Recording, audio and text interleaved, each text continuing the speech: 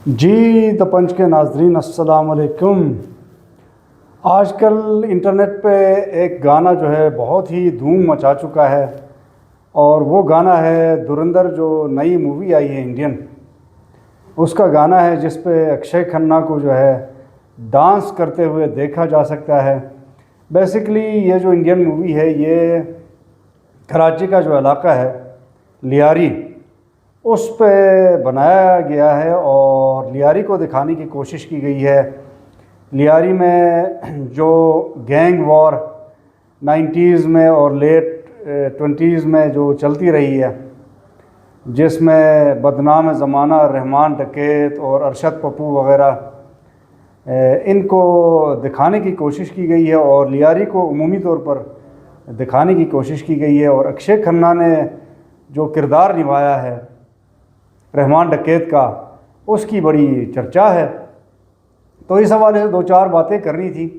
एक तो अक्षय खन्ना ने डेफिनेटली एक बेहतरीन किरदार अदा करने की कोशिश की है रहमान डकैत की, लेकिन इस फिल्म में मैं ये महसूस कर रहा हूँ थोड़ा सा देखने के बाद कि इसमें बाकायदा तौर पर रिसर्च की कमी नज़र आती है, क्योंकि जिस लियारी को दिखाने की कोशिश की गई है अब वो लियारी जो है बदल चुका है और ना ही अब लियारी में गैंग वॉर्स हैं, ना ही वो अरशद पप्पू है, न रहमान डकैत है, न वो कत्ल वारत है, बल्कि लियारी एक ट्रांसफॉर्म जो है वो लियारी बन चुका है।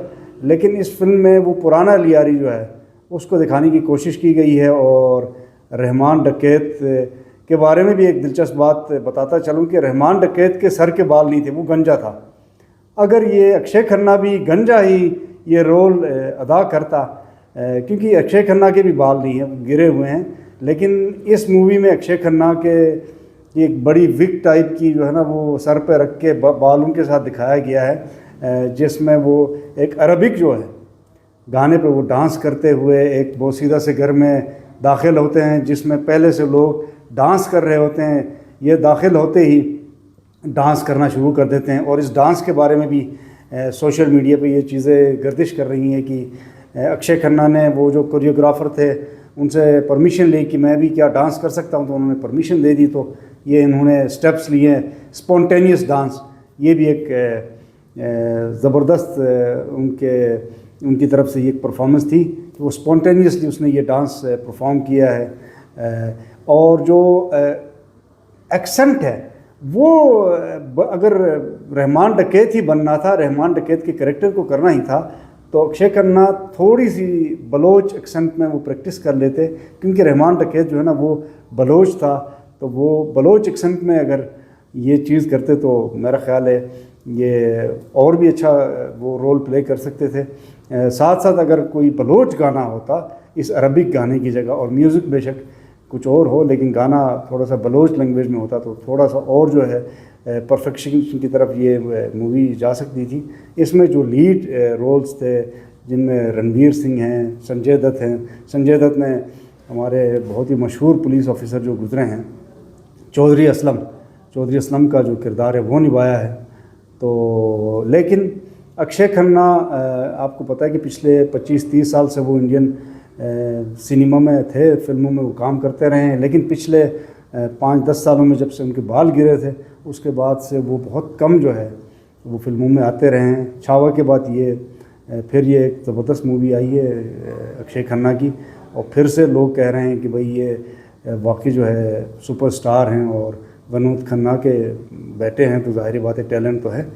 तो धूम मची है तो वो अक्षय खन्ना की और उस गाने की और रहमान डकैत की मची है। और रणवीर सिंह जो है वो बहुत पीछे चले गए हैं, लाइमलाइट में जो आए हैं वो हमारे रहमान डकैत साहब और अक्षय खन्ना आए हैं। लेकिन लियारी के हवाले से पाकिस्तानियों ने बड़ा एतराज़ भी किया है कि पाकिस्तान पीपल्स पार्टी को भी उन्होंने एक पोर्ट्रे करने की कोशिश की कि वो रहमान डकैत वगैरह, अरशद पप्पू वगैरह जितने भी गैंगस्टर्स हैं लियारी के, उनकी पुष्टपनाही ये पाकिस्तान पीपल्स पार्टी करती रही है। तो इसमें किसी हद तक सदाकत भी है, क्योंकि वो जो पाकिस्तान पीपल्स पार्टी के पुराने जो रहनुमा थे जिनमें ये नबील कबूल वगैरह मरहूम रहमान मलिक वगैरह, इनका नाम भी आता रहा है कि ये गैंगस्टर्स की पुश्तपनाही करते हैं, ये उनको आपस में लड़ाते हैं, वो फिर लोगों को मारते हैं, बत्ताखोरी होती है, ये सारी चीज़ें तो है।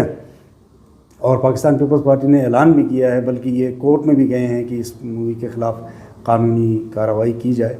लेकिन कानूनी कार्रवाई से अब कुछ नहीं होगा। पाकिस्तान पीपल्स पार्टी को चाहिए और पाकिस्तानी हुकूमत को चाहिए कि भाई वो लियारी, पुराना लियारी और अब के लियारी को पोर्ट्रे करे। पाकिस्तानी कोई ऐसी फिल्म ये ले आए, बेहतरीन कोई फिल्म बना दे और लियारी दिखाएं कि भाई जो इंडिया ने लियारी दिखाया है वो लियारी अब लियारी नहीं रहा, अब बल्कि एक ट्रांसफॉर्म्ड, एक तरक्की याफ्ता, एक जो है बेहतरीन और पुरअमन लियारी बन चुका है। तो ये कुछ बातें थी। और धुरंधर जो मूवी है अब तक डिस्पाइट द फैक्ट कि वो गल्फ़ कंट्रीज़, खलीजी ममालिक में उस पर अभी रिलीज़ पे पाबंदी लगी है, उसके बावजूद जो है बॉक्स ऑफिस में तकरीबन 150 अरब रुपए से ऊपर ये कमा चुकी है और बहुत मकबूल हो रही है।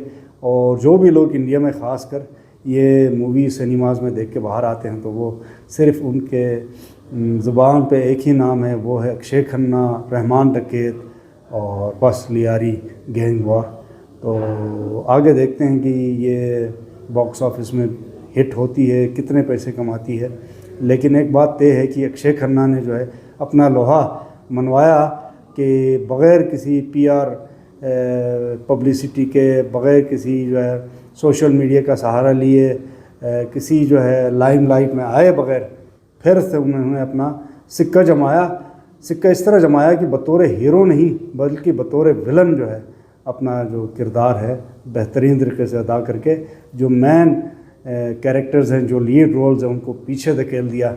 जैसे आपका शोले फिल्म में अमजद खान ने अमिताभ बच्चन और धर्मेंद्र को अपने किरदार से पीछे छोड़ दिया था, इसी तरह इस मूवी के साथ भी तकरीबन कुछ इस तरह ही हुआ है। तो पाकिस्तानियों को चाहिए कि वो एतराज़ करने के बजाय, इंडिया को गालम गलोच करने के बजाय अपनी कोई अच्छी सी मूवी बनाएं और जवाब दे दें कि भाई इंडिया ने जो पाकिस्तान को पोर्ट्रे करने की कोशिश की है, जो मनफी पाकिस्तान दिखाने की कोशिश की है, जो मनफी लियारी दिखाने की कोशिश की है, ऐसी कोई बात नहीं है।